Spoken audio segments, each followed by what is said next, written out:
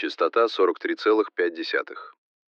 Дело о радиостанции УББ-76. Материал подготовлен на основе архивных источников, показаний очевидцев и полевых записей. Редакция оставляет за собой право не раскрывать личности ряда источников по соображениям их безопасности. Впервые я услышал этот звук в феврале 2009 года.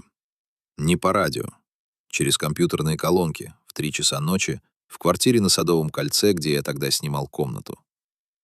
Товарищ прислал файл. Просто MP3, без подписи. Потом написал одно слово «Слушай». Я слушал минут 10. Низкий монотонный гудок. Около 20-25 ударов в минуту. Кто-то потом считал точнее, у меня не хватило терпения. Ни музыка, ни шум эфира, ни помехи. Что-то среднее между гудком заводского гудка и звуком, который издает трансформаторная будка перед тем, как взорваться. Механическое, ровное, абсолютно безразличное ко всему живому. Я тогда работал в еженедельнике «Версия». Занимался тем, что у нас деликатно называлось журналистикой серых зон, расследованиями на стыке реального и того, что официальные источники предпочитали не комментировать. Закрытые предприятия, засекреченные катастрофы, объекты, которые числились в реестрах, но не существовали ни на одной публичной карте. Гудящая радиостанция, которую в народе называли «жужжалкой», а в среди радиолюбителей УББ-76, формально не существовала тоже. Позвольте объяснить, что такое УББ-76. Для тех, кто никогда не держал в руках коротковолновый приемник. Диапазон 4625 кГц. Это короткие волны, которые при определенных условиях ионосферного распространения можно поймать практически в любой точке земного шара. Радиолюбители фиксируют сигнал с этой частоты с конца 1970-х годов. Почти все время монотонный повторяющийся гудок. Иногда короткий многотональный сигнал. Крайне редко голос. Живой человеческий голос, зачитывающий цифры и слова в определенной последовательности.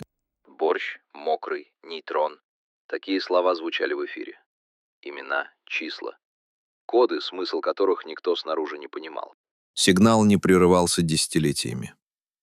Во время путча 1991 года он продолжал гудеть. В августе 2010 года, когда вокруг Москвы горели торфяники и дым стоял стеной, кто-то из радиолюбителей засек в эфире посторонние голоса, будто на станции забыли выключить микрофон. А потом гудок возобновился с той же монотонной невозмутимостью. В 2013 году станция переехала. Координаты сигнала изменились, но сам звук остался прежним. Официальных комментариев от российских военных или ФСБ никогда не поступало. Это был мой первый крюк. Я провел 3 месяца, прежде чем нашел первого человека, который согласился говорить. Назову его Геннадий Семенович. Имя изменено по его просьбе, переданной через посредника. 72 года на момент нашей встречи. Бывший военный связист. Служил в частях специальной связи с 1961 по 1988 год. Прошел через несколько точек, как он их называл, объектов, существования которых в открытых документах не отражалось. Встречались мы в подмосковном Пушкино, в кафе у станции. Он пришел первым, занял угловой столик, спиной к стене. Заказал чай и смотрел в окно, пока я усаживался. Разговор начал сам, без предисловий. «Вы думаете, что ищете военный объект?» — сказал он. «Это правильно. Но вы думаете о нем так, как думают о радиостанции. Передатчик, антенна, оператор, абонент. Это неправильно». Я спросил, как правильно. Он не ответил сразу. Размешивал сахар, хотя брал чай без сахара. Потом сказал: «Некоторые системы существуют не для того, чтобы передавать сообщения. Они существуют для того, чтобы подтверждать, что кто-то еще жив». Я записывал. Он это видел и не возражал. Есть такое понятие «система мертвой руки». Вы о ней слышали? Я слышал. Советская система автоматического ответного ядерного удара, способная инициировать пуск ракет без участия живых операторов, если фиксировала признаки ядерного нападения и отсутствие команд сверху. Официальное название — «Периметр». На Западе ее прозвали «мертвая рука». О ее существовании советская сторона официально не подтвердила ничего. Это сделали русские журналисты в 1990-х, когда часть архивов приоткрылась. «Вот именно», — сказал Геннадий Семенович. «Теперь представьте себе, что бывают системы, у которых нет официального названия. Системы, о которых не знают даже те, кто думает, что знает все. Я спросил, относится ли к таким системам УВБ-76. Он поставил стакан на блюдце. «Я не знаю, что такое УВБ-76», — сказал он очень ровно. «Я никогда не слышал этого обозначения. Но я могу рассказать вам о том, что я видел, и о том, что я слышал. А вы уже сами решайте». Он служил на объекте в Псковской области, не в самом Пскове, а километрах в 40 к северо-западу, в лесном массиве между двумя деревнями, обе из которых к тому моменту давно пустовали. Объект числился как войсковая часть 71547-Д. Литера «Д» в таких случаях означала «дополнительная», то есть существующая в дополнение к основной части с тем же номером, которая располагалась совсем в другом месте и занималась совсем другим. «Мы обеспечивали непрерывность сигнала», — сказал Геннадий Семенович. «Это была наша задача. Не содержание сигнала. Это нас не касалось. Именно непрерывность. Если сигнал прерывался дольше, чем на определенный период, я не могу называть цифры, это автоматически интерпретировалось как чрезвычайная ситуация». Какого рода чрезвычайная ситуация? Ядерный удар по командным центрам. Или что-то, что делало невозможным функционирование командной вертикали. То есть сигнал — это признак того, что все в порядке? Сигнал — это признак того, что кто-то еще стоит на вахте, поправил он. Пока кто-то стоит на вахте, ничего не происходит само по себе. Как только вахта снимается, он не закончил фразу. Посмотрел в окно. За окном шел мелкий февральский снег. Женщина с коляской остановилась у светофора. Вы понимаете, что это означает? Это означает, что у гудка есть аудитория. Только не та, которую вы себе представляете. Я вернулся к этому разговору позже, гораздо позже, когда у меня уже было больше источников и больше документов. Тогда слова Геннадия Семеновича сложились в картину несколько иначе. Но сначала про само место. Летом 2009 года мне удалось получить доступ к материалам одного архива. Называть его я не стану, скажу только, что он находится не в Москве и формально относится к гражданскому ведомству, хотя значительная часть его фондов имеет военное происхождение. Там хранились технические отчеты и переписка, датированные 1970-ми годами, касающиеся строительства радиотехнических объектов в нескольких регионах СССР. Среди них была небольшая папка с грифом «ДСП» для служебного пользования, самый низкий из существовавших грифов секретности, который, тем не менее, означал, что бумаги не предназначались для широкой огласки. Папка содержала техническое задание на строительство объекта непрерывного радиовещания специального назначения в Псковской области. В техническом задании описывались требования к энергоснабжению, к антенному полю, к системам резервного питания. Требования к энергоснабжению были избыточными для обычной радиостанции. Резервное питание было рассчитано на автономную работу в течение времени, которое в документе обозначалось не цифрой, а аббревиатурой НСО. Расшифровку найти не удалось. Коллеги, с которыми я консультировался, высказывали предположения от неопределенный срок обеспечения до нормативный срок операции. Разброс слишком большой, чтобы делать выводы. Но сам факт такого резервирования говорил о том, что объект задумывался как работающий, вне зависимости от того, существует ли внешняя инфраструктура, вне зависимости от того, существует ли что-либо снаружи вообще. Второй мой собеседник появился неожиданно. Я написал небольшой материал для интернет-издания. Осторожный, без конкретики, просто обозначил тему. Через неделю получил письмо.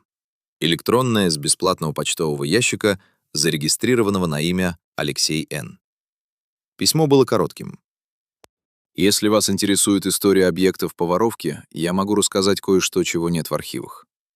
Я работал там с 1984 по 1991 год. Встретиться готов, но только очно, без записей. Поваровка — это поселок в Солнечногорском районе Московской области. Небольшое место, известное главным образом как железнодорожная станция на Октябрьской дороге. По имеющимся у радиолюбителей данным, Именно там располагалась одна из возможных точек базирования УББ-76. Хотя это никогда не было достоверно подтверждено. Алексей Н. оказался мужчиной лет 50 с небольшим, с руками человека, много работавшего физически, и с привычкой смотреть на собеседника чуть дольше, чем требует вежливость.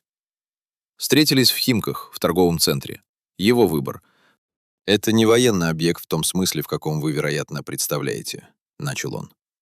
«Там нет солдат в казармах, там нет плаца. Это небольшое здание, огороженная территория, несколько антенн и постоянное дежурство. 3-4 человека в смену, иногда меньше. Задача простая — следить за оборудованием и не допускать перерывов в работе. Генераторы, передатчики, питание — все остальное автоматизировано». «Что именно автоматизировано?» Он помолчал. «Сигнал», — сказал он наконец. «Сам сигнал идет автоматически. Наша задача только чтобы не было перебоев по техническим причинам. Если происходил перебой, это был чрезвычайный инцидент. Докладывалось немедленно. Вам объясняли, зачем нужен этот сигнал? Нам давали инструкцию. В инструкции было написано, что сигнал является элементом системы боевого управления. Подробности на уровне нашей должности не разглашаются. И вы не задавали вопросов? Впервые за разговор он улыбнулся. Коротко, без веселья. Это был Советский Союз, середина 1980-х. Вы задавали вопросы? Я не задавал вопросов. Мне тогда было лет 8. Но я помню, как мой отец однажды вернулся домой совсем белым. Не бледным, а именно белым, без кровинки. Это было в октябре 1986 года, через несколько месяцев после Чернобыля. Он работал инженером в НИИ, который занимался электросвязью. Что именно случилось в тот день, он не рассказал никогда. Просто сидел на кухне и курил одну сигарету за другой, глядя в стену. Мать потом шепотом говорила соседке, что в НИИ что-то случилось с оборудованием. Какой-то сбой в системе передачи. Очень нехороший сбой. Я вспомнил об этом только в 2010 году, когда один из радиолюбителей опубликовал на форуме перехваченные записи. В ночь с 3 на 4 октября 1986 года сигнал УББ-76 прерывался примерно на 40 минут. Точнее, менял характер. Вместо монотонного гудка в эфире звучало что-то нерегулярное, с паузами. Это был единственный задокументированный сбой за первые 10 лет существования станции. Совпадение это или нет, я не знаю. Но с тех пор мне бывает трудно слушать гудок. Голос в эфире УВБ-76 впервые был зафиксирован в 1997 году. Точнее, так считалось до определенного момента. Когда радиолюбительское сообщество начало систематически собирать свидетельства, выяснилось, что отдельные люди слышали голосовые передачи и раньше, в 1980-х, но не фиксировали их, поскольку тогда не было ни технической возможности для удобной записи, ни сети единомышленников, с которой можно было бы эти наблюдения сверить. Первый достоверно задокументированный голосовой сеанс звучит примерно так. Я УББ-76. Дайте связь 143. Николай, Анна, Владимир, Иван, Юрий. 65208. Потом снова гудок. Николай, Анна, Владимир, Иван, Юрий. Это буквы Н, А, В, И, Ю в советском и российском фонетическом алфавите связи. Набор, не имеющий очевидного смыслового значения. Цифры тем более. Голос всегда мужской. Произношение нейтральное, среднерусское, без акцента. Эмоций в нем нет совершенно. Не намеренное безразличие, а что-то другое. Будто человека на записи волнует только правильность произношения, а не смысл того, что он говорит. Я описывал эту запись разным людям в разных контекстах. Лингвист из МГУ, которого я попросил прослушать несколько перехватов, сказал, что речевые паттерны соответствуют либо профессиональному диктору, натренированному на нейтральность, либо человеку в состоянии острого диссоциативного стресса. «Это не одно и то же?» — спросил я. «Внешне почти нет», — ответил он. В 2010 году произошло несколько событий, которые вывели интерес к УББ-76 за пределы радиолюбительского сообщества. Во-первых, август и пожары. Торфяные пожары вокруг Москвы, дым над городом, температура за 35. В этот период несколько радиолюбителей, независимо друг от друга, зафиксировали странные вещи в эфире на частоте 4625 кГц. Помимо гудка в эфире появились посторонние звуки, чьи-то голоса в фоне, звук шагов, один раз что-то похожее на звук передвигаемой мебели. Будто кто-то ходил рядом с включенным микрофоном. Во-вторых, осенью того же года, в октябре, произошел короткий, но отчетливый голосовой сеанс. В нем прозвучали имена: Михаил, Дмитрий, Захар, Борис и длинная числовая последовательность. Сразу несколько слушателей по всей Европе записали его независимо друг от друга. Записи совпали. В-третьих, в том же октябре сигнал прервался примерно на 6 часов. Впервые за долгое время. За эти 6 часов в тематических форумах разного толка появилось, по моим подсчетам, несколько сотен сообщений. Люди, которые никогда не слышали о жужжалке, вдруг обнаружили, что она существует, и что ее молчание ощущается почти физически. Один пользователь написал по-английски что-то вроде «Я слушал этот звук 10 лет. Я никогда не думал, что буду беспокоиться о том, что он прекратился». Через 6 часов гудок возобновился. Никаких объяснений никто не дал. Именно тогда я вышел на Наталью Вениаминовну. Она работала в одном из закрытых НИИ Министерства связи в 1980-е и 1990-е годы. Чем именно занималась, она описывала обтекаемо. Специальные системы радиоэлектронной связи. В 2003 году вышла на пенсию. Когда я ее нашел, ей было около 70. Жила одна в Реутове, держала 2 кошек и была совершенно готова разговаривать, с той только оговоркой, что будет говорить в общем, без деталей, которые могли бы ее скомпрометировать. Мы разговаривали несколько раз, по телефону и однажды при встрече. При встрече она сразу сказала: «Вы спрашиваете о мертвых системах». Так мы их называли, внутри. Не вслух, но между собой. Системы, которые продолжают работу вне зависимости от того, есть ли кому их контролировать. Кому? «Людям», — ответила она просто. Если нет живых людей, способных принять решение, система принимает его сама. Это была концепция еще сталинского времени, хотя технически реализовали ее позже. Идея в том, что государство не должно зависеть от способности конкретных людей в конкретный момент выполнять свои функции. Государство — это система. Система должна продолжать работу. А гудок? «Гудок — это пульс», — сказала она. Пока он есть, система живет. Пока система живет, никто ничего не делает сам. Но если пульс останавливается... Она замолчала. Одна из кошек прыгнула на диван и устроилась у нее на коленях. «Вы понимаете, что система «Периметр» до сих пор существует?» — спросила Наталья Вениаминовна. Официально ее никто не отменял. Она продолжает функционировать. Это не теория. Это официально подтвержденный факт, если покопаться в нужных местах. Вот именно. А теперь представьте, что существуют другие системы. Может быть, менее известные. Может быть, никогда официально не подтверждавшиеся. Системы, у которых нет публичного имени, только позывной в эфире. Снова молчание. «Вы думаете, что ищете радиостанцию?» — сказала она, почти слово в слово повторив Геннадия Семеновича. «Радиостанция — это только то, что снаружи».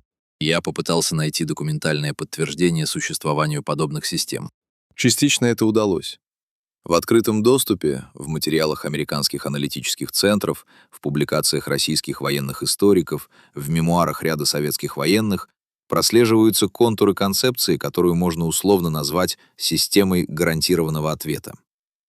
Суть ее в том, что советское военное командование, пережив несколько ядерных кризисов 1960-х, начала 1980-х годов, пришло к убеждению: человеческий фактор в системе принятия решения об ответном ударе слишком ненадежен.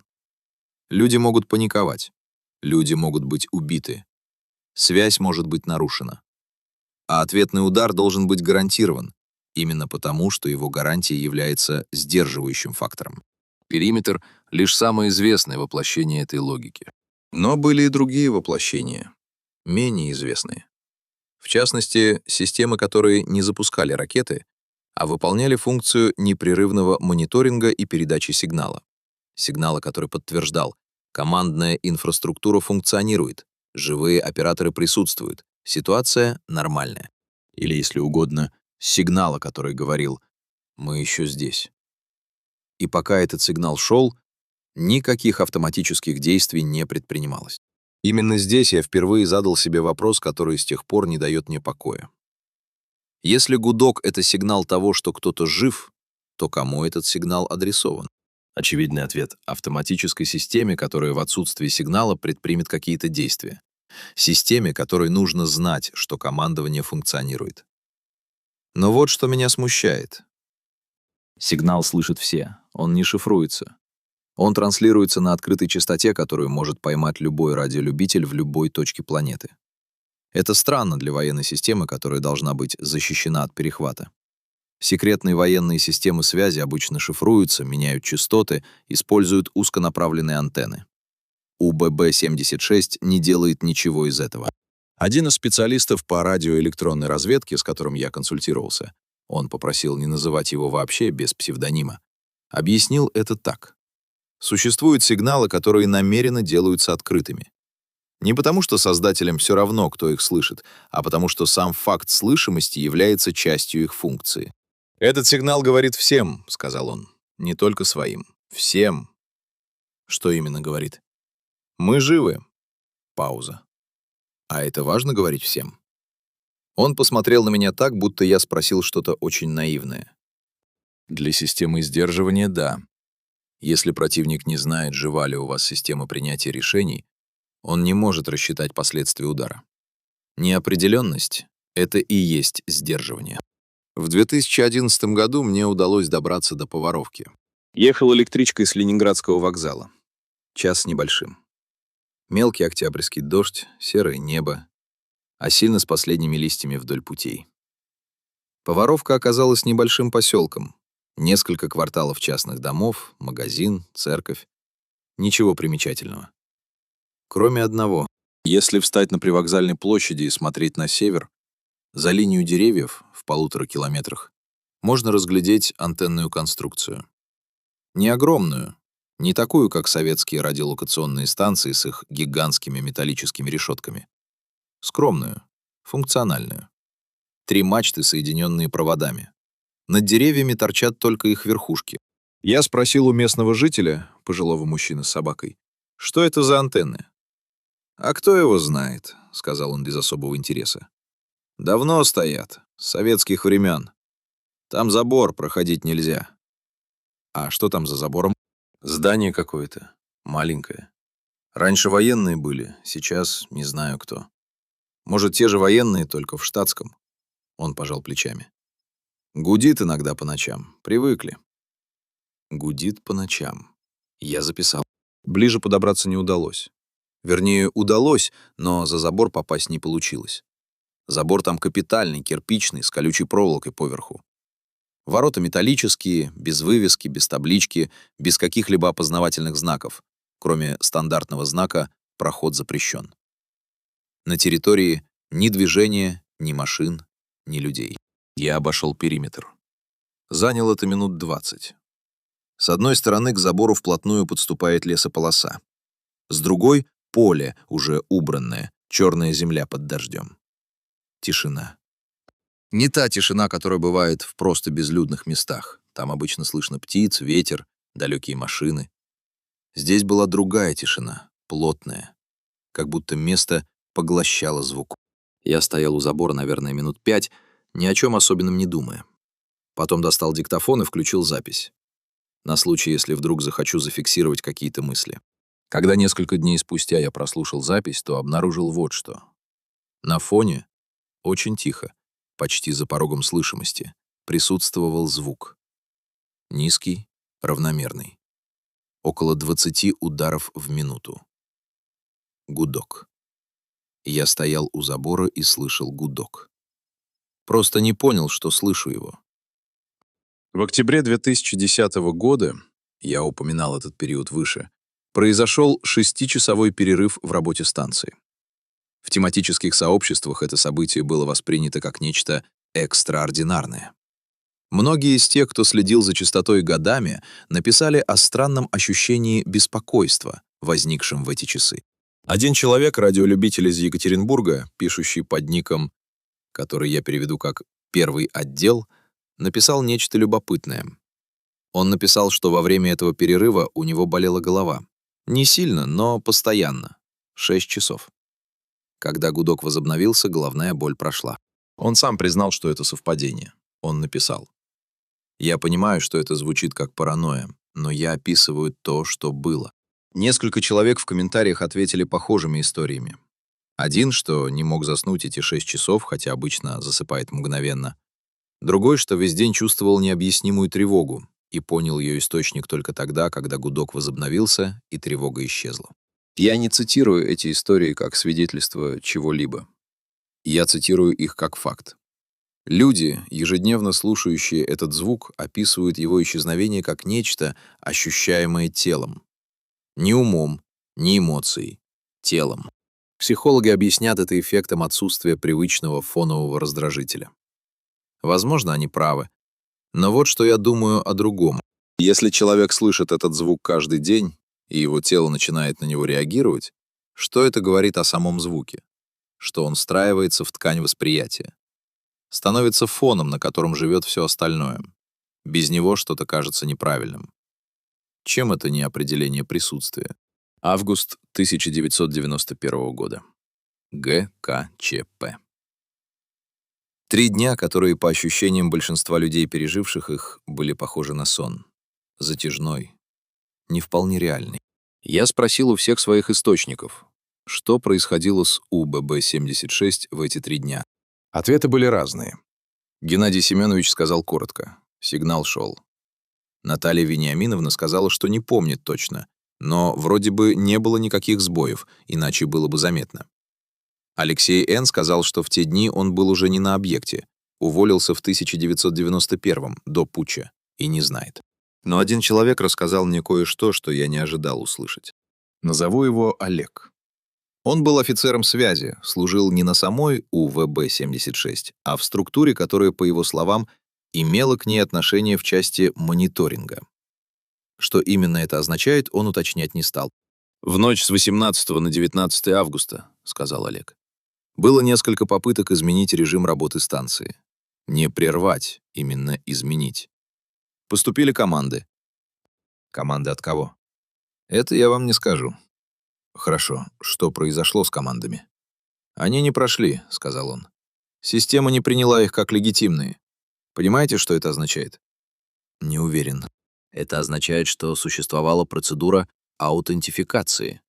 Для того, чтобы изменить что-либо в работе системы, нужно было иметь определенные коды. Коды не были предоставлены. Или предоставленные коды не совпали с теми, что хранились в системе. Итог 1. Система продолжила работу в штатном режиме. Он помолчал. Путч провалился. Это известный факт. Но интересно вот что. Если бы путч удался, что было бы с системой? Новое руководство смогло бы получить коды? Это риторический вопрос? Это вопрос, ответа на который я не знаю. Но думаю о нем с 1991 года.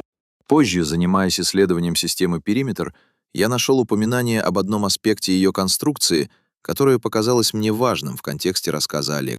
Система «Периметр» создавалась с расчетом на то, что она должна была функционировать даже в случае, если все те, кто имел право отдать приказ об ответном ударе, погибнут или окажутся недееспособными. Для этого в нее был заложен специфический принцип. Система сама определяла, наступила ли ситуация, при которой она должна действовать. Если признаки ядерного удара зафиксированы, а командная вертикаль молчит, система действует.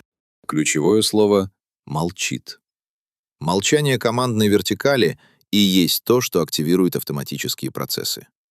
Не наличие угрозы само по себе, только в сочетании с молчанием. И вот что я понял, сложив это с тем, что рассказывал Геннадий Семенович о роли непрерывного сигнала. Гудок — это не просто «мы живы». Гудок — это «мы еще разговариваем». Пока кто-то разговаривает, никаких автоматических действий.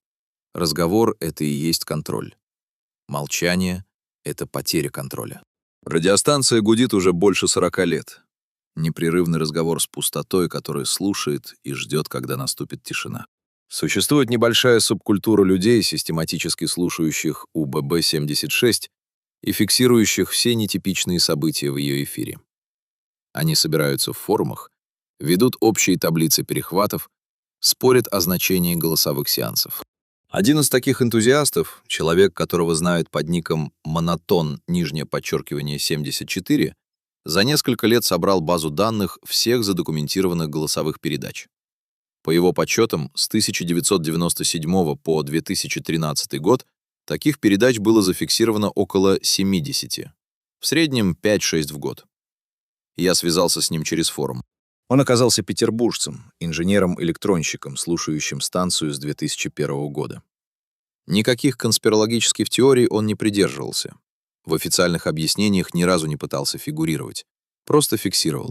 «Я вам могу дать 2 наблюдения», — написал он мне. Первое. Голосовые передачи не случайны. У них есть ритм. Нерегулярный, но все же ритм. Они чаще происходят в определенные периоды года, конец осени и весна. Не знаю, что это означает, но это статистически значимо. А второе? Второе. В сеансах иногда звучат слова, которые не являются буквенными кодами. Конкретные слова. Иногда это имена. Настоящие, обычные имена. Николай, Борис. Иногда короткие слова, не имеющие очевидного кодового смысла. Один раз прозвучало слово «домой». «Домой?» Да, в сеансе от октября 2008 года. Я перепроверял по 3 независимым записям, у всех одно и то же. После числовой последовательности «домой», а потом гудок. Я несколько раз прочитал это сообщение. «Домой». В системе боевого управления, в потоке кодов и цифр, вдруг живое слово. Слово, у которого нет никакого кодового смысла. Слово, которое что-то значит только для людей. Кто его произнес? Оператор, добавивший что-то от себя? Ошибка. Намеренный сигнал? Или... И эта мысль появилась у меня ночью в 3 часа, и я никак не мог от нее избавиться. Это что-то, что осталось в системе. Что-то, что система несет в себе 40 лет, потому что когда-то, в самом начале, кто-то произнес это слово рядом с включенным микрофоном. Наталья Вениаминовна, когда я рассказал ей об этом, долго молчала. «Вы знаете, — сказала она наконец, — в нашей среде была поговорка, неофициальная, не из инструкций, просто поговорка, которую передавали друг другу. Железо не помнит, но хранит». Что это значит? Это значит, что у машины нет памяти в человеческом смысле. Она не понимает, что хранит, но хранит все, что в нее попало, все, что прошло через нее. Поэтому нужно было следить за тем, что попадает. А если что-то попало случайно? Тогда оно там навсегда. Она помолчала. До тех пор, пока машина работает. Гудок продолжается. В 2010 году произошло событие, которое взволновало сообщество наблюдателей сильнее, чем 6-часовой перерыв. Станция переехала. Точнее, изменились характеристики сигнала, позволяющие методом радиопеленгации определить примерное местонахождение источника. Если раньше треугольник пеленгов указывал на район Подмосковья, то после примерно на Псковскую область. 2 источника независимо друг от друга назвали мне конкретное место. Район Истабенска, несколько километров от поселка. Лесной массив, без инфраструктуры, с хорошо организованным въездом, который на публичных картах обозначен как лесохозяйственный проезд. Я туда не ездил.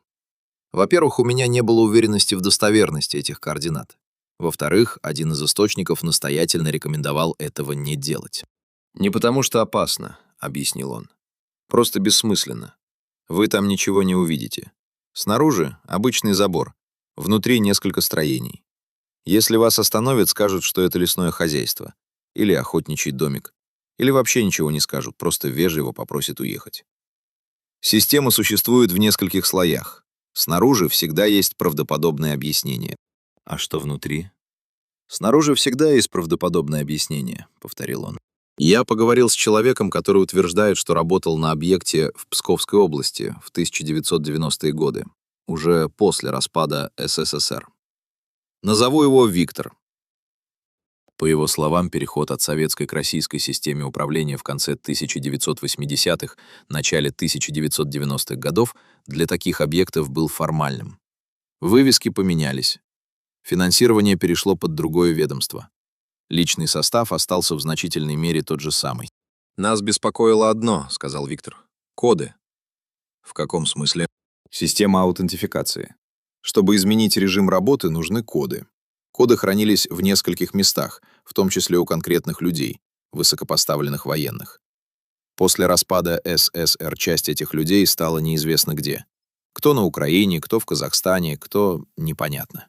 И возник вопрос, а все ли коды перешли к российской стороне? Официального ответа я не знаю. Внутри ходили слухи, что нет, что часть кодов потеряна. Но машина продолжала работать, потому что машина не знает, что коды потеряны. Машина просто выполняет функцию, пока ее никто не остановит. А остановить? Технически можно, но для этого нужна полная процедура остановки, а для нее нужны те самые коды. Он развел руками. Понимаете ситуацию?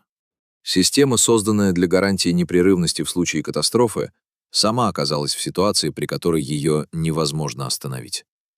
Потому что часть инструментов управления ею исчезла вместе с государством, которое ее создало. Гудок продолжается. Не потому, что кто-то принял решение продолжать, а потому что никто не принял решение остановить. Потому что для остановки нужны инструменты, которых больше нет. У ВБ-76 не единственное в своем роде. Это важно понять, прежде чем двигаться дальше. Советский Союз создал целую экосистему загадочных радиостанций, так называемых числовых станций, передающих в эфир последовательности цифр, слов, кодовых групп. Их слушали по всему миру, их перехватывали западные спецслужбы, их расшифровкой занимались энтузиасты. Большинство из них к сегодняшнему дню замолчали. Некоторые — нет. Числовые станции существовали во всех крупных государствах с развитой системой разведки. Британская Йолинда, американские станции, работавшие на испанском и немецком языках для агентуры за рубежом, немецкая цикада. Советский блок был представлен особенно богато. Русская женщина, читающая цифры ровным, почти механическим голосом. Славянка, передающая музыкальные сигналы вперемешку с кодами. Несколько станций, идентифицированных только по позывным и характеристикам сигнала. Большинство аналитиков сходятся в том, что числовые станции служили для связи с агентурой, разведчиками, работающими за рубежом. Агент настраивался на условленную частоту в условленное время, принимал сообщение, расшифровывал его одноразовым блокнотом. Красиво, надежно, анонимно. Ни ответного сигнала, ни двусторонней связи, которую можно запеленговать. Но ББ-76 в эту картину не укладывается. Станция работает непрерывно. Агентурные станции так не работают. Они выходят в эфир по расписанию, в строго отведенные окна. Непрерывная работа нерациональна для агентурной связи и расточительна с точки зрения ресурсов. Гудок, который не несет информации большую часть времени, это не канал связи, это что-то другое. Один из западных аналитиков, занимавшийся числовыми станциями в годы Холодной войны, дал интервью британскому изданию в 2005 году. Это интервью я читал в переводе, который мне предоставил один из источников. Сам перевод, по его словам, сделан для внутреннего пользования, не для публикации. Аналитик говорил об УББ-76 следующее. Эта станция с самого начала выбивалась из привычных паттернов. Мы долго думали, что это канал управления подводными лодками. Такие системы тоже работают непрерывно, потому что субмарина не всегда может всплыть в нужный момент. Но частота и характеристики сигнала не совпадали с профилем подводных коммуникаций. В итоге мы пришли к выводу, что это либо система, назначение которой нам непонятно, либо система, назначение которой настолько очевидно для посвященных, что они не считают нужным его скрывать. Последняя фраза меня зацепила. Настолько очевидно для посвященных. Что очевидно для посвященных и при этом транслируется в открытый эфир? Только одно. Сам факт существования системы. Не ее содержание, именно существование. Сигнал, говорящий «мы есть» всем, кто слушает. В том числе тем, кому это должно быть сдерживающим аргументом. В 2012 году я нашел человека, который утверждал, что участвовал в создании технического задания для одного из объектов советской специальной связи в конце 1970-х годов. Назову его Борис Михайлович. Инженер, к тому времени давно на пенсии, живший в Туле. Мы разговаривали по телефону. Он отказался от личной встречи. «Я не могу говорить о конкретных проектах», — сказал он сразу. «Я могу говорить об общих принципах проектирования, которые применялись к системам того класса». «Хорошо», — согласился я. Один из ключевых принципов назывался принцип пассивного присутствия. Суть его в том, что система должна демонстрировать свою работоспособность без активных действий, просто фактом своего существования в эфире. Это принципиально отличается от систем, которые молчат, пока не нужны. Молчащая система может быть мертва, и снаружи это не видно. Говорящая система, пусть даже говорящая бессмыслицу, живая. Это и есть логика непрерывного гудка. «Я не говорю о конкретных системах», — напомнил он.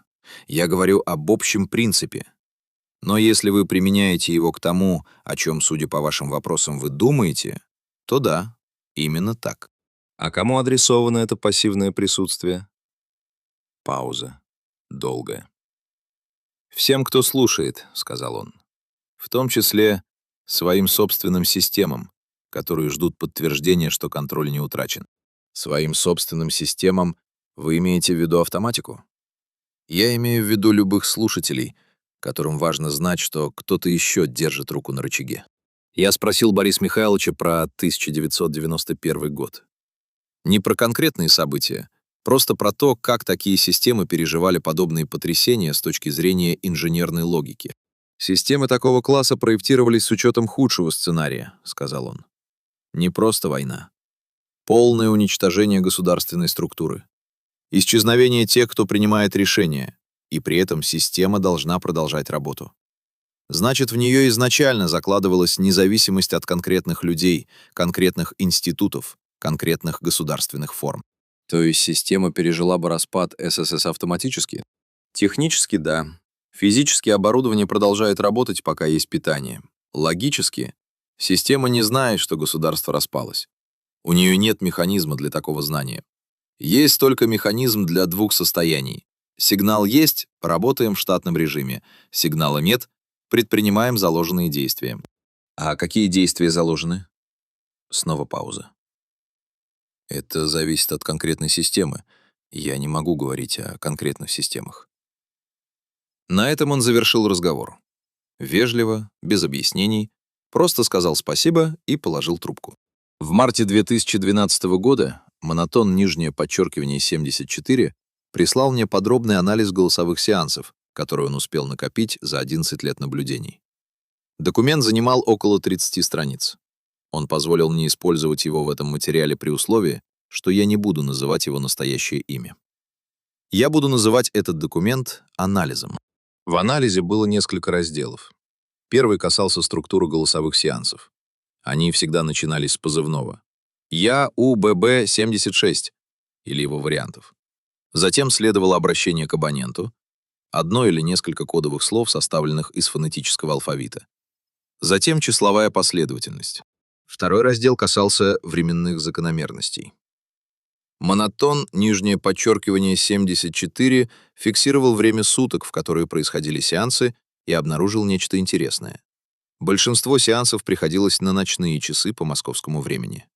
Не все, но статистически значимо больше, чем можно было бы ожидать при случайном распределении.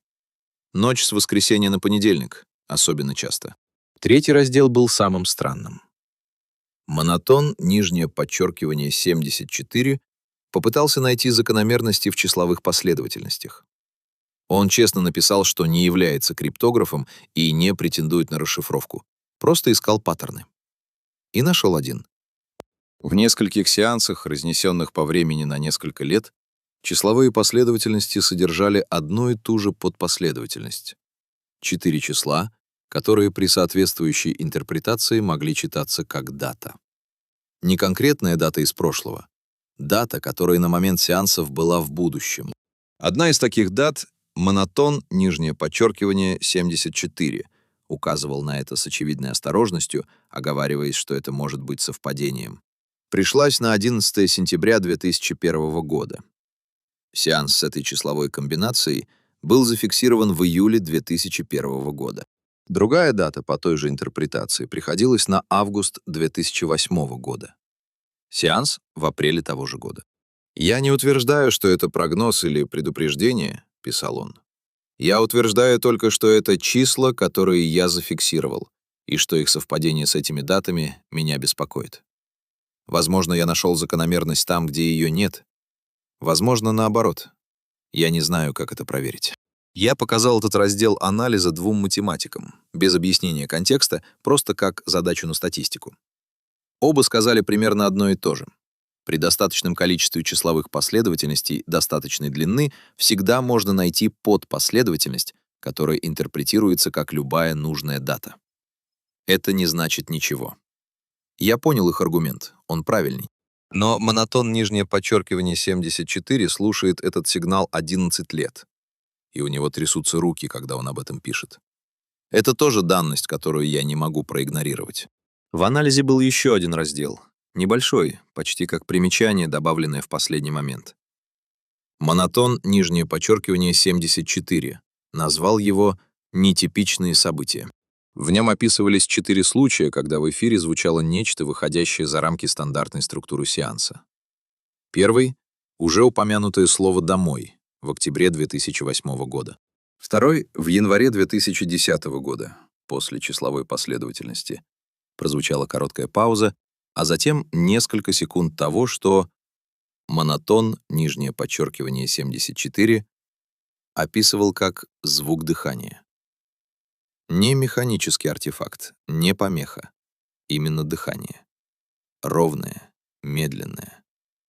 Потом гудок. Третий в марте 2011 года. В середине сеанса голос на мгновение изменился. Не содержание, интонация. Ровный нейтральный голос оператора на долю секунды стал другим. Монотон нижнее подчеркивание 74 написал: «Я не могу описать это точнее. Просто на одном слове он звучал иначе, как человек, который произносит слово, которое ему знакомо лично, а не как часть кода».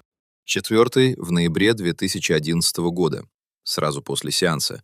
Перед возобновлением гудка в эфире несколько секунд звучала тишина. Не пауза между передачами, именно тишина открытого микрофона. И в этой тишине, очень тихо, почти неразличимо, что-то похожее на музыку. Несколько нот. Фрагмент, который невозможно идентифицировать. Я прослушал запись этого фрагмента несколько раз. Монотон, нижнее подчеркивание 74 прав. Это похоже на музыку. Ни на сигнал, ни на помеху.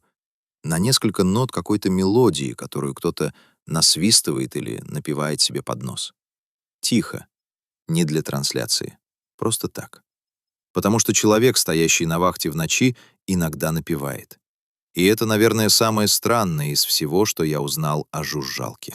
Не автоматика, не коды, не система гарантированного ответа, а кто-то, кто стоит где-то в ночи у включенного микрофона и напевает несколько нот, и не знает, что кто-то это слышит.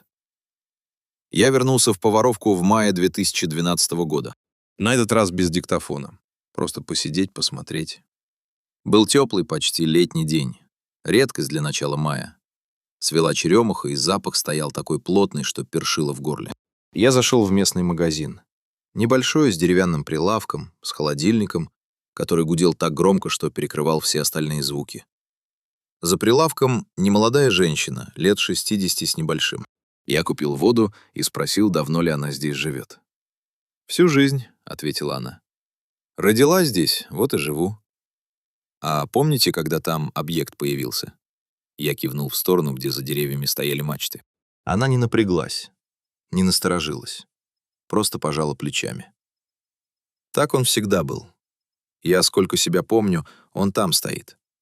Мама говорила, еще до нее построили. В 50-е, наверное, или в 60-е.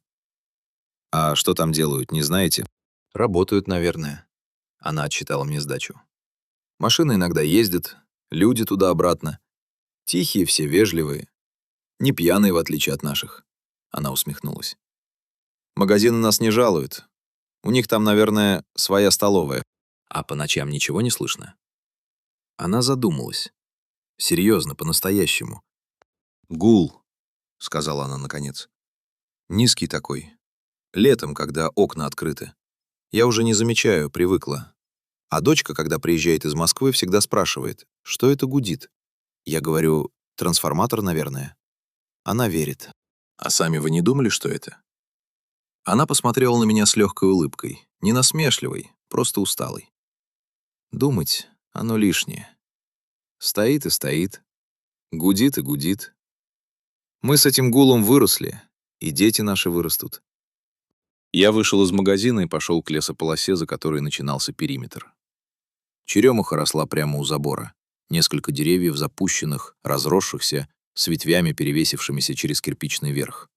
Белые гроздья над серым кирпичом. Сладкий тяжелый запах. Я остановился. Гудок был слышен, тихо, почти как фон.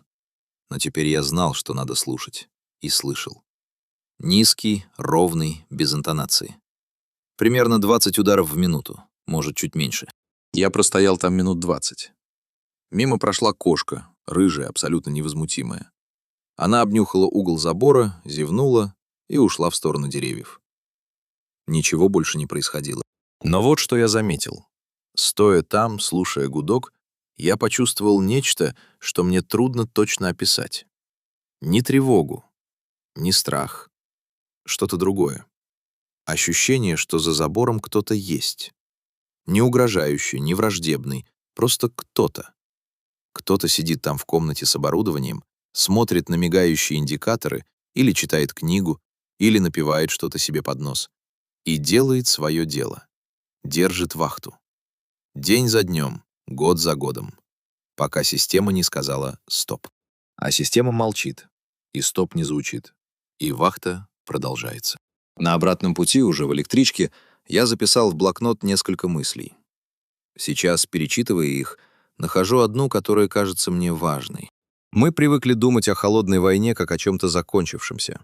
Берлинская стена рухнула, СССР распался, ядерное противостояние перешло в новую, более сложную фазу. Все это так. Но вот вопрос. Знает ли об этом сам механизм? Не люди, которые его создали. Они знают или умерли. Не государство, которое его запустило. Оно исчезло. Именно механизм. Система, которую проектировали с расчетом на то, что она будет работать даже тогда, когда все остальное перестанет работать. Гудок продолжается. Он не знает, что холодная война закончилась. Ему незачем это знать. Его задача — гудеть.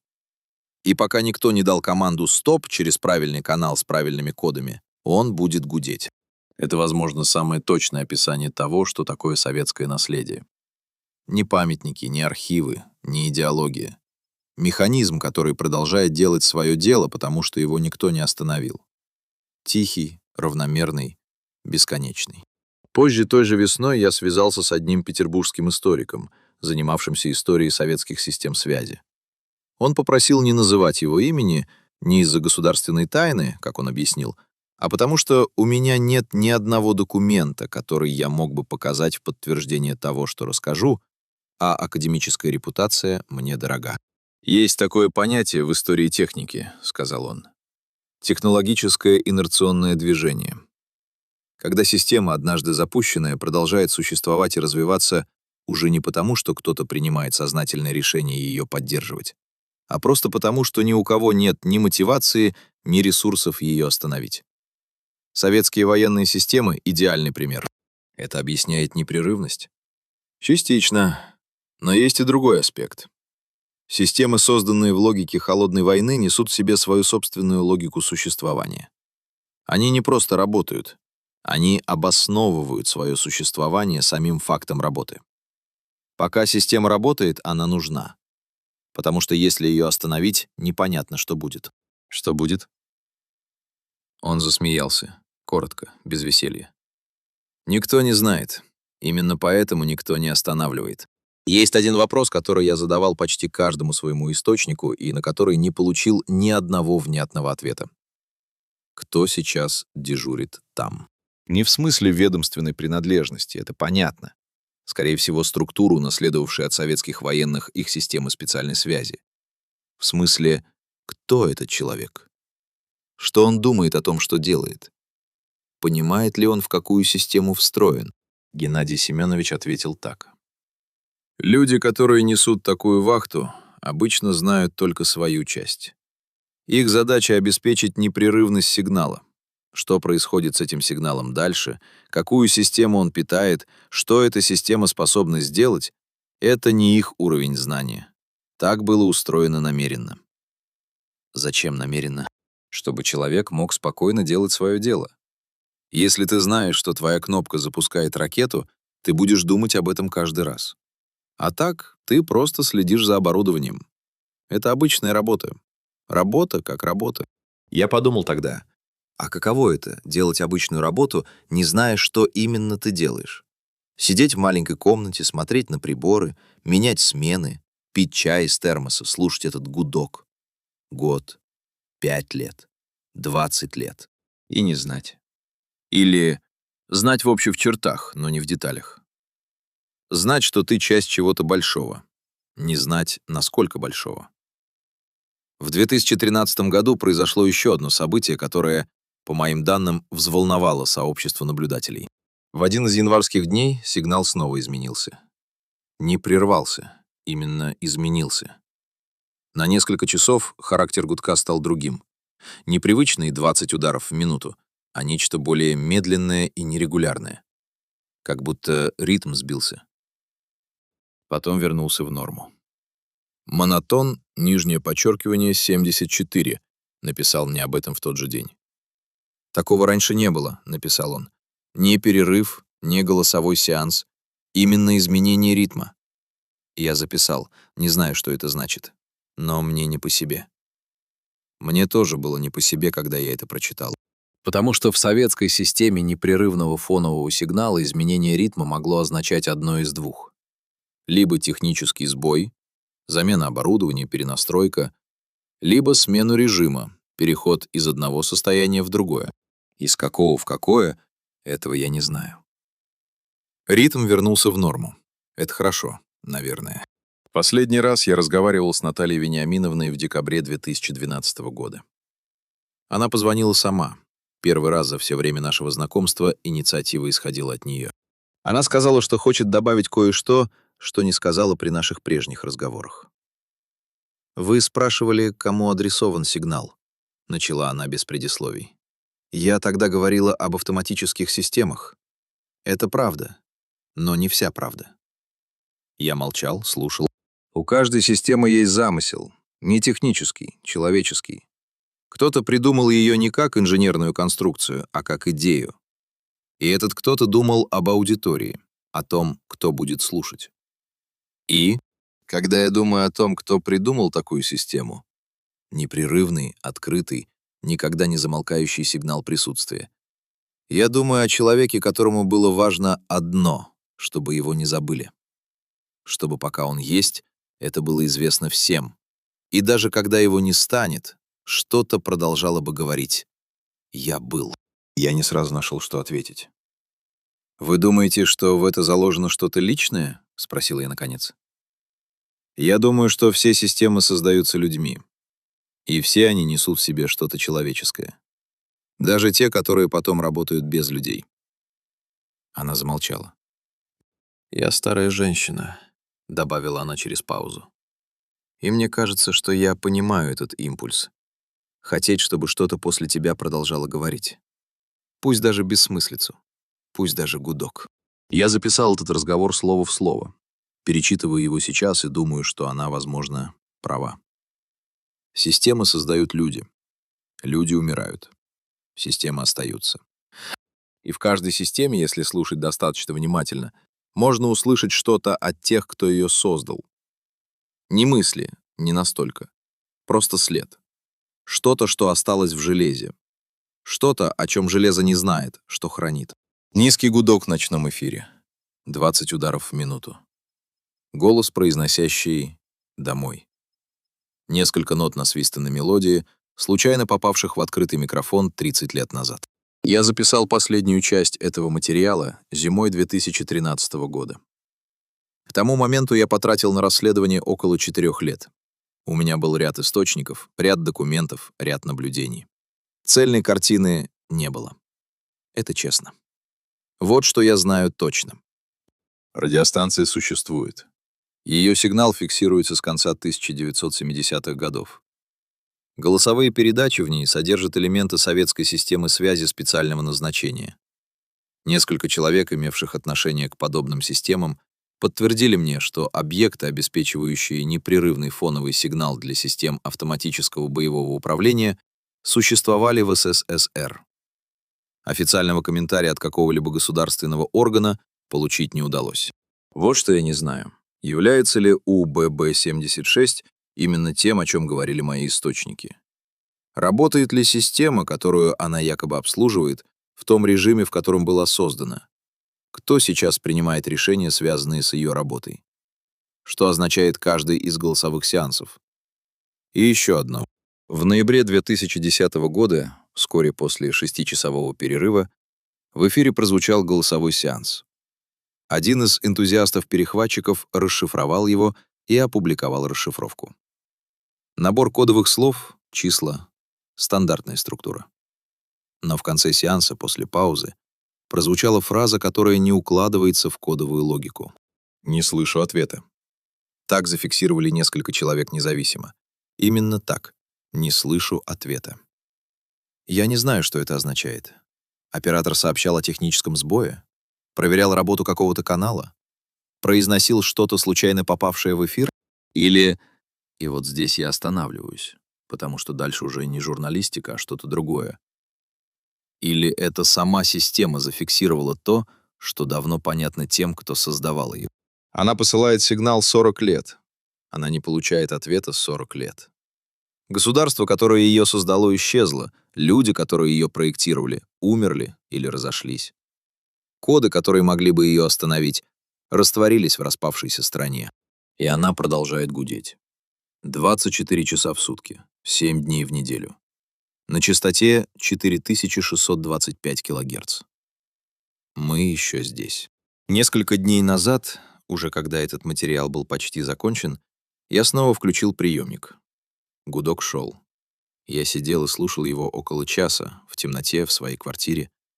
Потом выключил приемник и лег спать. Мне снился сон, который я не запомнил. Только ощущение. Огромное пустое здание где-то за городом, в ночи. В здании горит один свет. За окном ничего. Лес и темнота до горизонта. И где-то внутри негромкий, ровный, бесконечный звук. Я проснулся в 3 часа ночи. В квартире была полная тишина. Это было неприятно. Послесловие. Материал для этой статьи собирался с 2009 по 2013 год. С тех пор ситуация изменилась лишь в нескольких деталях. Сигнал на частоте 4625 кГц продолжает фиксироваться. В 2013 году характеристики сигнала снова изменились.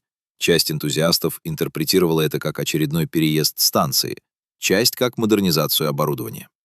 Голосовые сеансы продолжались. Официальных комментариев по-прежнему нет. Геннадий Семенович умер в 2014 году. Наталья Вениаминовна, насколько мне известно, жива и по-прежнему живет в Реутове. Алексей Н. перестал выходить на связь в 2012 году. Виктор продолжает изредка отвечать на письма.